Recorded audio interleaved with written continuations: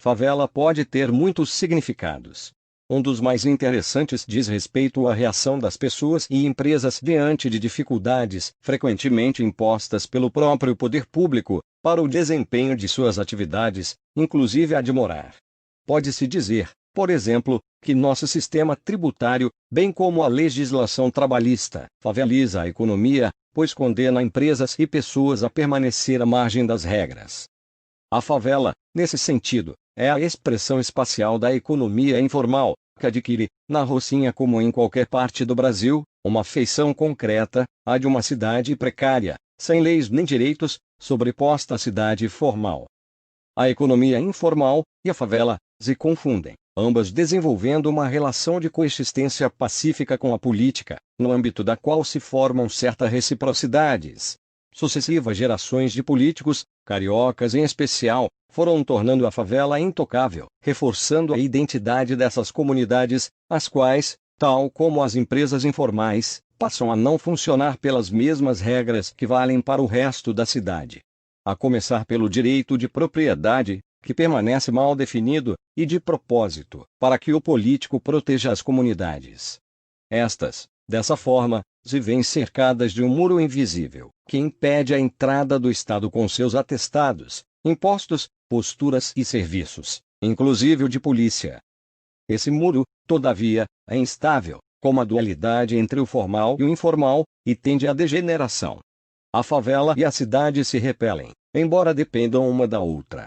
Na cidade há desconforto, para não falar de tentações, em perceber-se que na favela, ou na informalidade, tudo é permitido, não há tributos, encargos trabalhistas e restrições ambientais. Na favela, por outro lado, a ausência de Estado resulta da ascensão de uma liderança orgânica, capaz de exercer o chamado poder de polícia. Ou seja, em razão do muro, cria-se a situação ideal para o crime organizado governar, cooptar e transformar essas comunidades em reféns ou apêndices de atividades ilegais, porém muito rentáveis.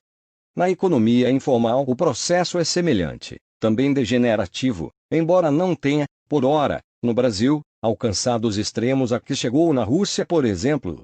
O sujeito pode começar meio inocente, abandonando certas regrinhas tributárias e trabalhistas, mas, com o crescimento do Caixa 2, aparece a necessidade de lavar dinheiro, ou de estreitar relacionamentos com fornecedores ilegais, contrabandistas ou receptadores, e transportadores ou distribuidores que podem se organizar como quadrilhas, e que garantem vantagens comerciais, e assim, aos pouquinhos, a empresa vai se enredando com toda sorte de criminosos. Na Rússia, formaram-se gigantescos grupos empresariais associados a máfias que se embrenham nos mais variados setores onde, por motivos variados, prevalece a informalidade.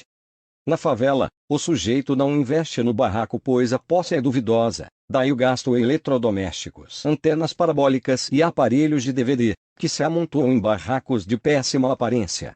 Nas empresas informais, a propriedade também é controversa, em razão de contingências tributárias e de inadimplências, e o empresário investe fora da empresa, que também tem péssima aparência quando observada através de sua contabilidade formal. Não há dúvida de que, assim como a favela é o berço do traficante, a economia informal é a creche da corrupção, pública e privada. Sendo assim, é exasperante perceber que o poder público não reconhece a favela, ou a economia informal, como problema. Episodicamente, reage com violência diante do que considera abuso ou provocação, o que apenas agrava as coisas. A atitude é semelhante à que prevalecia no tempo em que se achava que a inflação não era problema, e, quando se entendeu contrariamente, a primeira reação foi violenta e ineficaz, congelamentos e confiscos. Demoramos a compreender a abrangência do problema e a extensão do esforço intelectual e da mobilização para erradicar o problema. O mesmo deve ocorrer com a informalidade.